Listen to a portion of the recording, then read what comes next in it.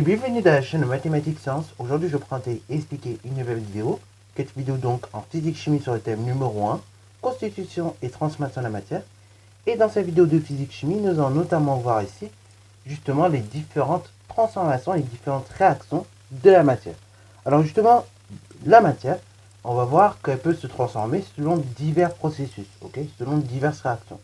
Et donc, notamment, on va voir selon trois processus ici, Alors donc, la matière, comme je vous l'ai dit, elle peut se transformer selon trois processus. Et l'un des premiers, c'est tout simplement la réaction physique. La réaction physique, c'est notamment le passage d'un état physique à un autre état physique, Et les états physiques, rappelons-le, en fait, c'est tout simplement états comme solide, liquide, gaz, Voilà, voilà. Et donc, le fait qu'on passe d'un état physique à un autre, ça va tout simplement faire que nous avons affaire à une réaction physique, Alors, autrement dit, donc, quand vous avez un changement d'état, en fait, vous avez également une réaction physique, puisqu'on passe bien d'un état physique à un autre état physique. Par exemple, si je dois concrétiser ce que je vous parle, si on prend la bouilloire, La bouilloire, vous savez que c'est un appareil qui est quand même bien utile quand on veut faire du thé ou du café. Donc, on met de l'eau dans cette bouilloire, voilà, voilà, et après, on allume la bouilloire. De là, la bouilloire va se mettre à faire chauffer l'eau, et quelques minutes plus tard, vous allez pouvoir apercevoir de la vapeur d'eau, voilà, voilà. Et donc, la réaction qui est entre le moment où justement vous aviez versé votre eau à l'état liquide, bien évidemment, et après où vous avez appuyé sur le bouton et ça fait de la vapeur, c'est une réaction physique. Vous avez eu ici un changement d'état, Voilà, voilà. Alors, ça c'est pour les réactions physiques. Alors, au niveau maintenant des particules, ce que l'on peut constater au niveau des réactions physiques, c'est que justement ce qui va changer, c'est la distance entre ces particules. C'est-à-dire que, en gros, vous allez avoir des particules qui sont plus ou moins rapprochées, C'est-à-dire que si je vous mets par exemple le modèle particulier des trois états de la matière, le solide, liquide, gazeux, Dans le solide, on peut voir que les particules, non seulement elles sont ordonnées et qu'elles sont non seulement condensées, tandis que dans un liquide, on peut voir que les particules, elles sont quand même, elles sont peut-être condensées, mais elles ne sont pas si ordonnées que ça finalement, Et en plus, on a un petit peu de mouvement. Et dans le modèle d'un gaz, on peut voir que non seulement c'est décondensé, et qu'en plus, tout simplement, les particules sont assez éloignées les unes des autres, et c'est complètement désordonné.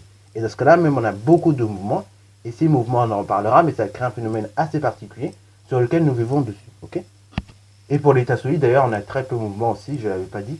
Et donc, tellement qu'on a peu de mouvement, on dit même qu'il y a des vibrations, Voilà, voilà.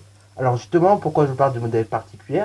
Parce que je vous ai dit, en effet, c'est la distance entre les particules qui va varier quand on va passer d'un état physique à un autre, Autrement dit, donc, quand vous allez faire chauffer, quand vous allez augmenter en température, en fait, ces particules vont avoir tendance à s'éloigner les unes des autres, Elles vont se détacher les unes des autres pour se décondenser et se désordonner un tout petit peu, Voilà, et avoir donc plus de mouvement entre les particules. Tandis que justement, quand on va avoir tendance à refroidir, Quand on va avoir tendance à refroidir un élément, au contraire, la distance entre particules va tout simplement être réduite. Les particules donc vont avoir de moins en moins de mouvement. Et donc, justement, on va se rapprocher même du modèle du particulier dans le solide, ou bien du liquide. Voilà, voilà. Ça, donc, c'est pour les réactions physiques. Alors maintenant, deuxième processus selon lequel justement la matière va pouvoir se transformer, ça va être les réactions chimiques. Alors ça, c'est les réactions chimiques, vous avez déjà entendu parler de ça au collège, Les réactions chimiques, là, c'est tout simplement en fait, on va prendre un ou plusieurs éléments, on va les faire réagir entre eux, et ça va donner un ou plusieurs autres éléments, Alors donc, dans une réaction chimique, ce qui va être particulier, c'est que tout simplement, en fait, on va mettre des éléments au départ, on va les faire réagir ensemble, et après, ça va donner deux nouveaux éléments, Donc, ça peut donner un nouvel élément, ou ça peut donner plusieurs nouveaux éléments, Et on peut également avoir, dans le cadre d'une réaction chimique, disparition de certains éléments, ou pas, Voilà, voilà. En fait, disparition à l'échelle macroscopique, à l'échelle de notre vision. Parce qu'en fait, ce qui va se passer d'ailleurs, c'est que en fait, au niveau d'une réaction chimique, les éléments en tant que tels, en tant qu'atomes, ne vont pas disparaître. C'est-à-dire en fait, ça va être là, il va y avoir une réorganisation des atomes entre eux. C'est-à-dire les atomes vont s'assembler différemment, donc pour former tout simplement de nouvelles espèces, Alors d'ailleurs, petit vocabulaire pour être plus précis quand même, parce que là c'est vrai que c'est pas assez précis tout ce que je dis. Quand on va parler justement des éléments que nous avions au départ, on va plutôt parler de réactifs. C'est la matière qui est prête à réagir. Tandis que quand on va parler d'éléments produit, on va parler tout simplement de produit, ok.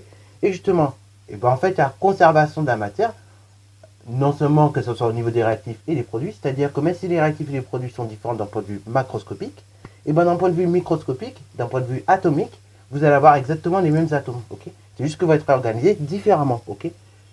Par exemple, pour être un peu plus concret, on va peut-être prendre la combustion du méthane, ok. Combustion du méthane, bah il faut du méthane, d'accord, il faut de l'oxygène, et ça va vous donner du CO2, dioxyde de carbone, plus de l'eau, ok. Voilà, vous, bah, vous voyez bien, on a à chaque fois des atomes de carbone, d'hydrogène et également d'oxygène.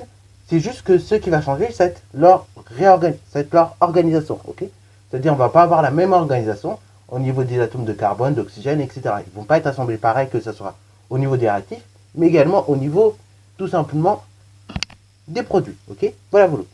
Alors, quelque chose aussi qui est assez important, quand on a une réaction physique ou chimique, ce qui va être important, c'est qu'on va avoir aussi conservation de la masse, ok.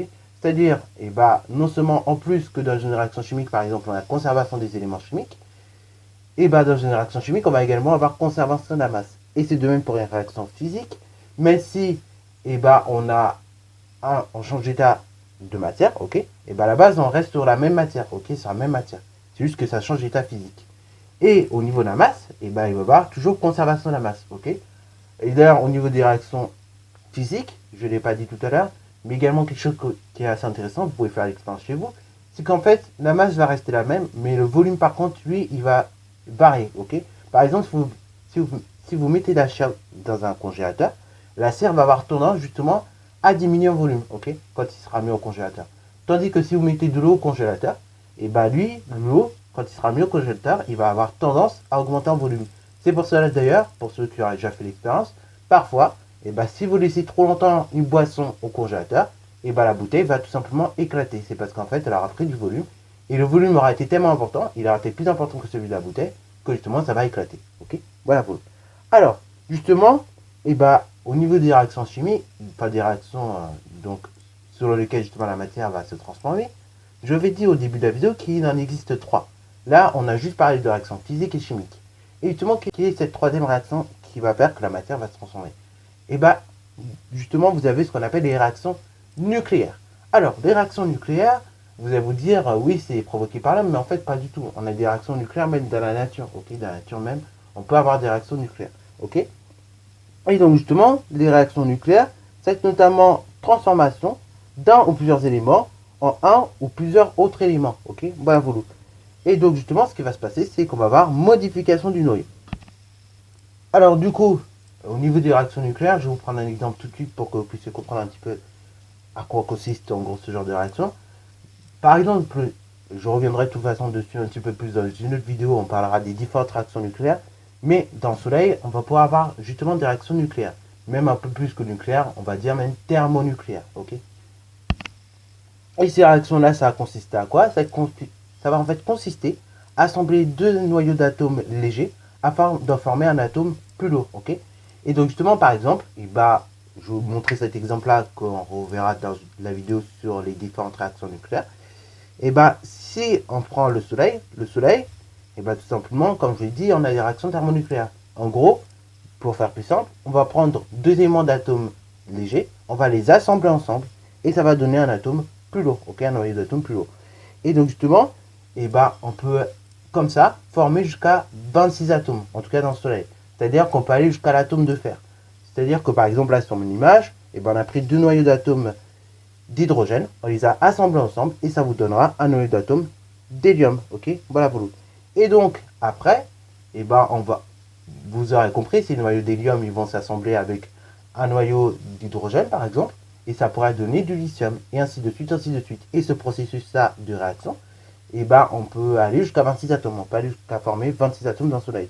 Alors vous allez me dire maintenant, pourquoi il y a des atomes plus lourds qui se forment? C'est tout simplement, notamment quand vos étoiles, elles vont mourir, en fait. Quand les étoiles, elles vont mourir, ce qui va se passer, c'est qu'on va, là, au lieu de former juste 26 éléments, ces 26, parfois, ces noyaux-là, ils vont être encore plus complétés. C'est-à-dire que on va avoir ajouté encore, on va pouvoir ajouter encore plus de noyaux, ok. On va pouvoir ajouter plus de noyaux, et donc on va avoir formation de plus gros atomes, ok. Voilà, voilà. Voilà, voilà. Donc c'est tout pour les différentes réactions selon lesquelles justement matière elle peut se transformer. Sur ce, c'est la fin de cette vidéo, j'espère qu'elle t'a plu. Si c'est le cas, n'hésite d'ailleurs pas à la liker, commenter et bonne à toi en mathématiques et en sciences.